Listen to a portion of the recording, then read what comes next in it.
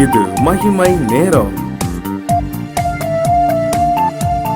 கர்த்தரும் இரட்சகருமாய் இருக்கிற இயேசு கிறிஸ்துவின் ஈடு இணையற்ற இன்ப நாமத்தினாலே மகிமை டிவி நேயர்களை அன்புடன் வாழ்த்துகிறேன்.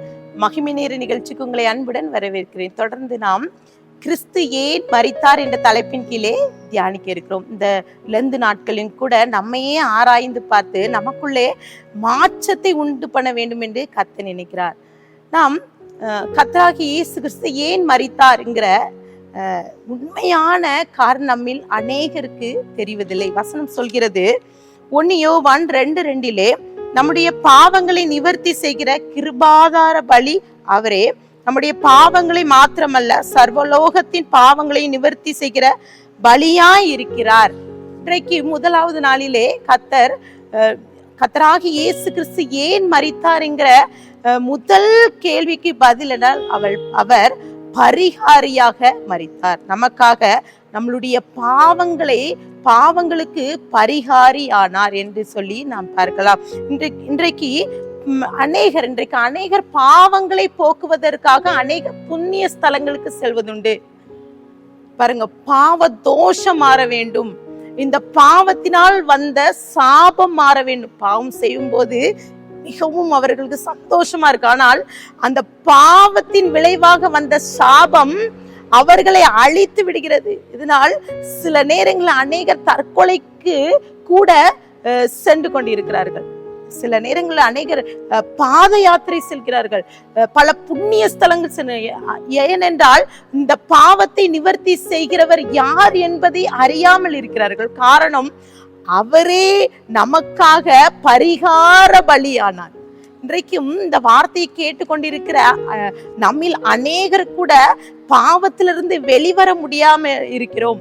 இந்த பாவத்திற்கு பரிகாரி அவரே. ஒரு சில நேரங்களே நாம் தவறு செய்கிறோம், ஏதோ ஒரு தவறு செய்கிறோம் என்றால் நமக்குள்ளே ஒரு எண்ணம் வரும். அந்த தவறுக்காக ஏதாவது ஒரு பிராயச்சித்தம் செய்வோம். பிராயச்சித்தம் செய்வதற்காக நாம் ஏதாவது ஒண்ணு கொடுப்போம். என்னும் வேதாகமத்துல குறிப்பிடப்பட்டிருக்கு, யாக்கோபு அவன் தன்னுடைய சகோதரனாகி ஏசாவை வஞ்சிக்கிறான்.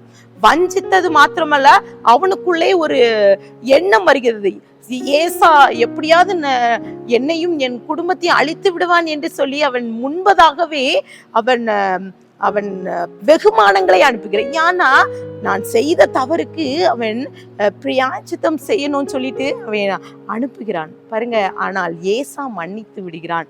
இன்றைக்கும் கூட அநேக சூழ்நிலையிலே நமக்காக, நம்மளுடைய பாவத்துக்காக பரிகார பலியாக ஆண்டவர் இருக்கிறார் என்பதை அநேகர் மறந்து விடுகிறோம். தாவீது சொல்ற, பலியை நீ விரும்புகிறதில்லை, விரும்பினால் செலுத்துவேன் என்று சொல்லி சங்கீதம் 51 குறிப்பிடுகிறார் பாருங்க. அவர் பலியை விரும்புகிறவர் அல்ல.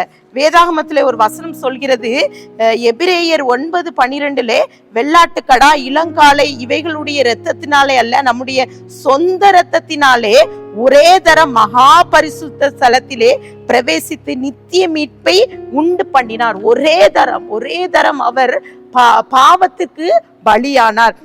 எபிரேயர் 10:4 அல்லாமலும் காளை வெள்ளாட்டுக்கடா இவைகளுடைய இரத்தம் பாவங்களை நிவர்த்தி செய்ய மாட்டாதே. பழைய ஏற்பாட்டு காலங்கள்ல பாத்தீங்கன்னா பாவம் செய்துவிட்டு அவர்கள் ஏதாவது பலி செலுத்தி விடுவார்கள்.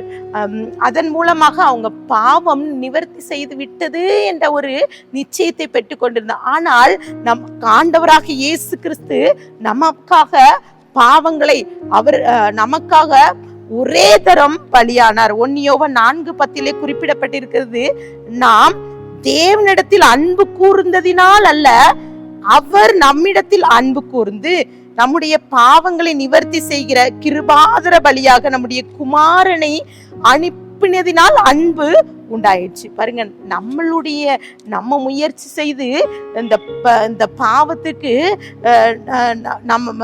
நம்மளுடைய ஆண்டவர் சமூகத்துல நம்மை அர்ப்பணித்ததுனால, நம்ம ஆண்டவர் சமூகத்துல விழுந்து கிடப்பதினால அல்ல, அவர் அன்பு கூர்ந்ததினாலே நமக்காக அவர் பலியானார்.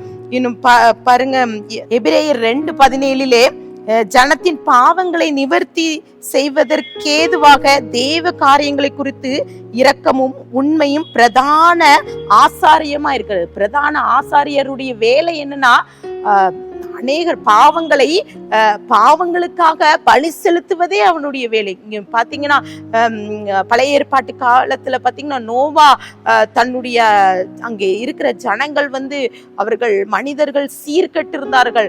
அவர்களுடைய பாவங்கள் ஆடோ சமூகத்தை எட்டதுனால கத்தர் இறங்கி நோவாட்ட பேசுற, ஒரு பேழையை உண்டாக்கு, இந்த ஜனங்களை அழிக்க போறேன்.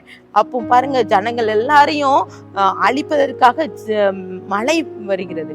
அப்போ இங்கே பேழைக்குள்ளாக இருக்கிற இந்த நோவா அவன் மட்டும், அவனுடைய குடும்பம் மாத்திரம் அங்கே அவர்கள் மீட்கப்படுகிறார்கள். அவன் வெளியே வந்ததும் அவன் தகன பலி செலுத்துகிறான்.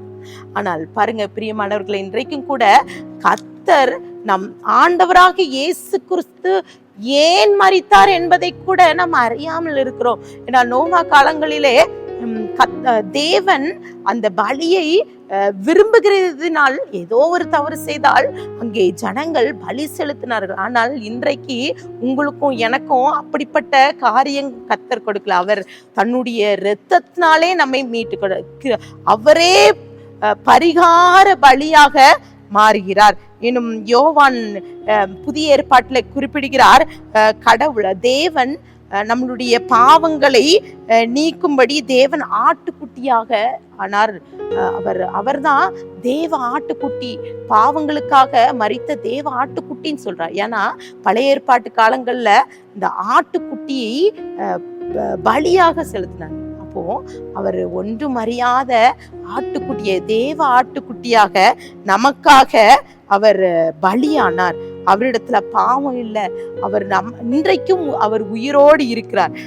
அவருக்காக ஒருவேளை இன்றைக்கு ஏதோ ஒரு பாவத்துல நம்ம அடிமையா இருக்கிறோமா, ஆண்டவர் சமூகத்துல இன்னைக்கு ஒப்பு கொடுப்போமா, ஆண்டவரே எனக்காக இந்த பாவத்துல இருந்து பரிகார பலியானீரே, என்னுடைய பாத்துக்கு ஒருவேளை புண்ணிய ஸ்தலத்துக்கு செல்லலாம், நிறைய என்னுடைய பாவத்தை ஆண்டவர் மன்னிப்பாராங்கிற கேள்வியோடு இருக்கலாம். இல்ல தெரிந்த பாவம், தெரியாம மறைமுகமான பாவம், துணிகரமான பாவத்துல நம்ம இருந்து வெளியே வர முடியாம இருக்கலாம். கர்த்தர் சொல்ற அவரே பரிகார பலியான ஆண்டவர் சமூகத்துல இன்னைக்கு ஒப்பு கொடுத்து ஜெபிக்கலாமா? கண்களை மூடி ஜெபிக்கலாம்.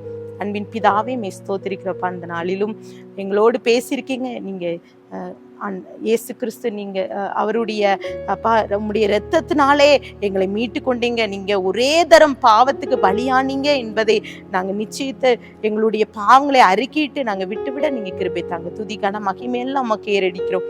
மீட்பர் மூலம் கேட்கிறோம் பிதாவே, ஆமென்.